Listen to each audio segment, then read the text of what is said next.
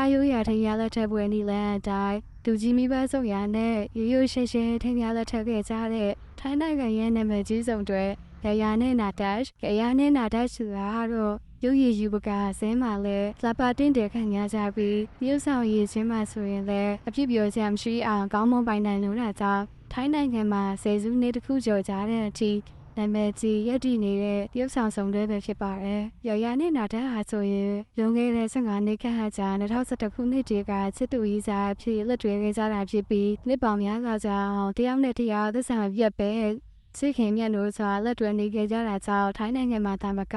နိုင်ငံတကာကပါအားစားရတဲ့ချစ်သူဆောင်တွေပဲဖြစ်ပါတယ်။ချစ်သူတက်တန်း12နှစ်ရက်ကြာ2023ခုနှစ်မှာတော့စစ်စစ်ကြောင်းလန်နေကြတာဖြစ်ပါတယ်။အဲဒီနောက်3နှစ်ကြာမနေ့ကဧပြီလ19ရက်နေ့မှာတော့ရရနဲ့နာဒက်စတိုဆောင်တွေဟာသူကြီးမိဘဆောင်ရနဲ့ထားရိုးရ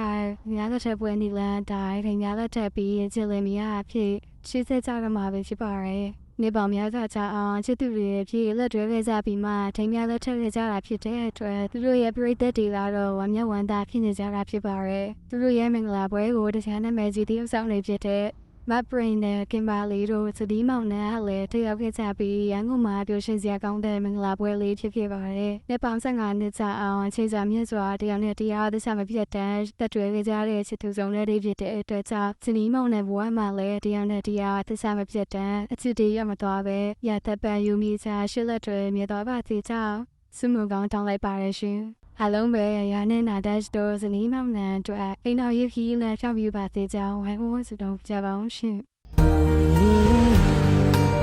တွားကြမင်းချစ်ကပါဘုံလိုက်လာခွေ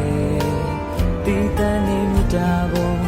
တရားရင်မြေချနေပါရင်ထူကြတဲ့သစ္စာဘုံယူဇနာတရားဝေးကွာရဝေးစံပြတဲ့ဗိမ္မာန်ဘုံ